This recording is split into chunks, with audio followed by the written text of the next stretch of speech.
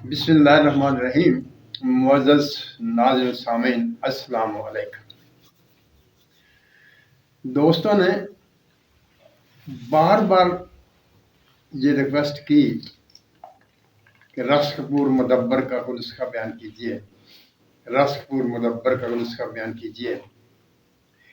आज मैं आपके सामने रस कपूर मुदब्बर का नुस्खा भी बयान करूंगा और खोल के वजाहत करूंगा कि इसमें कोई ऐसी टेंशन की बात नहीं होती। जो दाव इस्तेमाल करते हैं उसकी कुछ उसूल होते हैं, वो उसूल मैं आपके सामने रख देता हूं।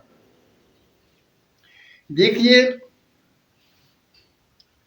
एक दाव होती है जब हम मुख्तलिफ बूटियों के नमक बनाकर उसमें किसी चीज को आग देते हैं, वो भी दाव है। और बसा औकात बाजार से कुछ चीजें लेकर आते हैं और उनमें मुख्तलिफ अब्दातों को रख कर पकाते हैं, वो भी दाव होती है। अब मैं आपके सामने इस बात की वजाहत करने लगा हूं कौन सी दाव कैसे और क्या उसके असरात होते हैं। देखिए, अगर तो दाव फर्ज कीजिए कि आप शंगरफ को मुदब्बर कर रहे हैं और आपने बाजार से लौंग, दालचीनी, दूसरी जो है अजवैन देसी वगैरह, अजवैन खरासानी वगैरह में उसको पका रहे हैं, तो उसमें आपको उनको बारीक करके उनमें रखकर उनके जलने तक आग देना होगी। यानी उन बूटियों का असर हम उस चीज में जो उसके अंदर रहकर पका रहे हैं उसमें लेना चाहते हैं। और बसा औकात हमारा मकसद होता है कि हम चीज़ों के मुख्तलिफ बूटियों के नमकियात में जब कोई चीज़ें रखकर पकाते हैं तो उसमें हमने उनसे असरात नहीं लेना होते, बल्कि जो चीज़ हम उसमें रखते हैं उसकी तरकीब में फ़र्क आना होता है, उसको बदलना होता है। और बसा औकात ऐसा होता है कि हम बैरूनी तौर पर एक दाव इस्तेमाल करते हैं, उसके अंदर कोई चीज रखकर उसमें वो बनाने वाली चीज जो होती है वो रखते हैं, क्योंकि उसमें हमने सिर्फ उसकी हिफाजत के लिए बाहर वाली चीज रखनी होती है और जो उसके अंदर दूसरे नंबर का हम चीज रखते हैं उसका असर हमने वो जो चीज को हम बना रहे हैं उसमें लेना होता है। रस कपूर के बारे में यही मामला है। यानी हमने अगर रस कपूर से काम लेना है तो उसको आमदसर गंधक ही में बनाएंगे, मुदब्बर हो जाएगा और भी चीजों में हो जाएगा, लेकिन रस कपूर को जिस मकसद के लिए हमने इस्तेमाल करना होता है वो सिर्फ और सिर्फ हमें आमलासर गंधक ही से हासिल होगा। इसके लिए हम मुख्तलिफ तरीके इस्तेमाल कर सकते हैं। आप चाहें तो खुर्दी नमक ले लें, उसको नीचे बिछाएं, उसके ऊपर आंवला सा गंधक पीस कर रख दें, उसके ऊपर रस कपूर रख दें, उसके ऊपर फिर गंधक और फिर नमक। इसी तरह से आप अगर चाहें तो कलमी शोरा कैंप करके उसके दरमियान इसी तरह नीचे कलमी शोरा कैंप बिछा दें, उसके ऊपर गंधक रखें, उसके ऊपर रस कपूर रखें, उसके ऊपर फिर गंधक, फिर कलमी शोरा डाल दें, वो भी ठीक बन जाएगा। और अगर आप चाहते हैं कि ज्यादा बेहतर तरीके से बने तो आपने क्या करना है कि आप मीठा सोडा लेंगे, मीठा सोडा नीचे बिछाएंगे, उसके ऊपर गंधक आंवला सा रखेंगे और उसके ऊपर रस कपूर रखेंगे, फिर गंधक आंवला सा और फिर उस मीठा सोडा डालकर उसको आहिस्ता आहिस्ता से धीमी आग पर पकाते रहेंगे।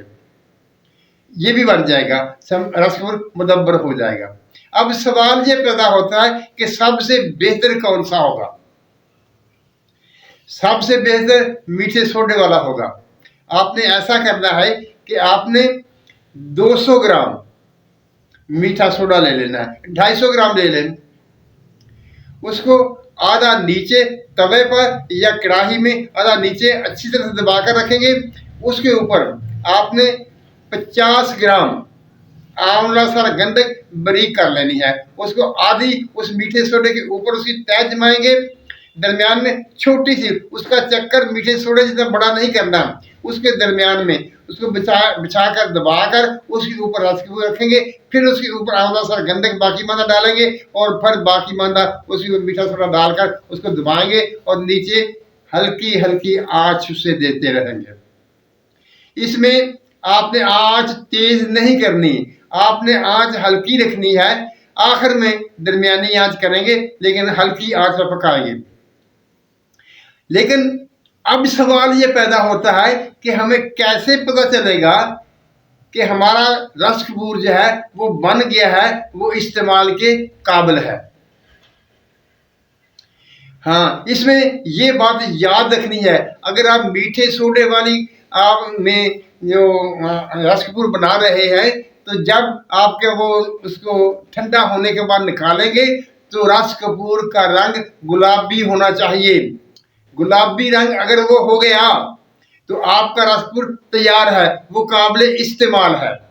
اگر ویسا ہی سفید رہا تو پھر وہ نہیں بنا، اس کو آپ کو دوبارہ آگ دینا پڑے گی۔ اس کا رنگ یا ہلکا پیلا ہونا چاہیے یا ہلکا گلابی ہونا چاہیے۔ اگر ان دونوں رنگوں میں سے ایک رنگ اس کا بن گیا تو وہ قابل استعمال ہے اور آج کے دور کے لیے ایک بہترین دوا ہے۔ خون کی خرابی ہو اور اگر کوئی بھی خون کی بیماری ہے تو اس کے لیے یہ بہترین ایک چیز ہے، آپ اسے استعمال کر سکتے ہیں، بلا دھڑک استعمال کر سکتے ہیں۔ لیکن ایک بات یاد رکھنے کی ہے کہ اس کی مقدار خوراک بہت کم ہے۔ چاولوں کے حساب سے آپ اس کو استعمال کریں گے، اور جو لوگ حکیم نہیں ہیں، جو ادویات کے بارے میں نہیں جانتے، وہ احتیاط کریں گے، وہ کسی حکیم صاحب سے مشورہ کر لیں گے، اس کے بعد بنائیں گے اور بنانے کے بعد ان کو دکھا بھی لیں گے۔ اگر وہ آپ کو یہ کہہ دیں، اس چیز کی تصدیق کر دیں کہ آپ کا رس کپور بن چکا تو وہ بن چکا، پھر اس کی مقدار کے مطابق سب سے اہم چیز جو ہے وہ دوا کو اس کی مقدار کے برابر استعمال کرانا ہے۔ میں آپ کو ایک بات بتاؤں، میں نے کبھی بھی اپنے مریضوں کو دوا جب استعمال کراتا ہوں تو اوور ڈوز نہیں کرتا، ہمیشہ انڈر ڈوز رکھتا ہوں۔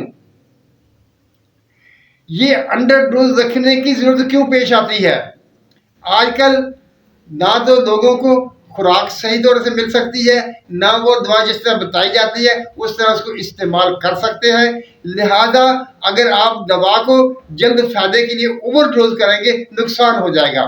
اگر آپ اس کو انڈر ڈوز رکھیں گے تو پھر اگر وہ مریض خوراک استعمال نہیں کر سکتا، جو چیزیں آپ نے اسے بتائی ہیں وہ اس کے مطابق نہیں کر سکتا، تو پھر بھی اس کو فائدہ ہوگا، نقصان کا احتمال نہیں ہوگا۔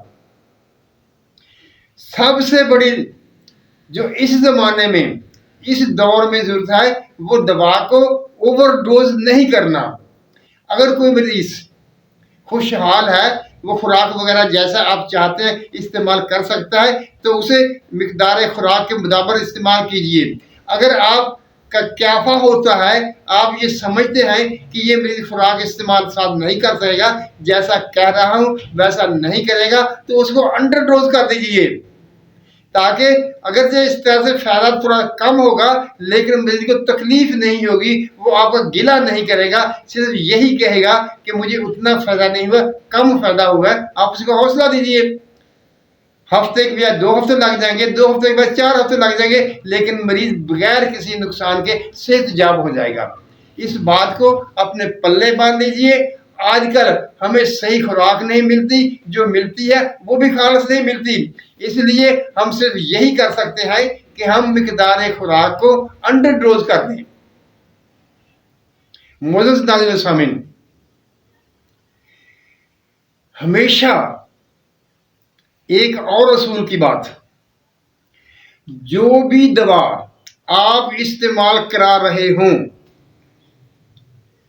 اس کے ساتھ مریض کے معدے کی دوا آپ لازمی طور پر استعمال کریں گے، اس کے معدے کا خیال کریں گے، کیونکہ آج اکثر مریضوں میں بلکہ لوگوں میں معدے کا پرابلم موجود ہوتا ہے۔ ہر کوئی कोई कुछ कह रहा था, किसी गैस का मसला होता है, किसी तजाबीज होती है, किसी पेट में दर्द हो रहा होता है, किसी को खाना हजम नहीं हो रहा, किसी का स्टूल ठीक नहीं होता। ये सब चीज़ें हैं जो आजकल के दौर में पाई जाती हैं, और एक हकीम को इन तमाम चीज़ों का ख्याल रखना पड़ता है, ताकि मरीज ये ना कहे जब मैंने हकीम साहब से दवा ली तो उसने मुझे नुकसान दिया, उसका मुझे फ़ायदा नहीं हुआ। अगर आप मैदे की दवाई साथ इस्तेमाल करेंगे और साथ उसकी मर्ज की दवाई इस्तेमाल करेंगे तो इंशाअल्लाह ताला मरीज को फ़ायदा होगा, उसे नुकसान नहीं होगा। मोअज़्ज़ज़ नाज़रीन सामीन, अब आप पूछेंगे इसकी मिकदार खुराक कितनी होनी चाहिए? भाई चावलों में से 2 चावल, 3 चावल, अगर एक मोटा सा मरीज है तो उसको 4 चावल तक आप दे सकते हैं। जितनी भी खून की बीमारियां हैं उनके नाम लेने की जरूरत नहीं है, उसमें आप इसे इस्तेमाल कर सकते हैं। और सबसे बेहतर तरीका यह है कि आप इसको तनहा इस्तेमाल करने के बजाय इसको मुख्तलिफ नुस्खों में मिलाकर, इसके हम मिजाज अद्वियात मिलाकर फिर इसको इस्तेमाल करें। मुअज़्ज़ज़ नाज़रीन सामीन, अल्लाह ताला हम सब पर अपनी रहमतों की बारिश करे, हमें सच बोलने, सच सुनने और सच पर कायम रहने की तौफीक अता फरमाए। आमीन। अल्लाह हाफिज़।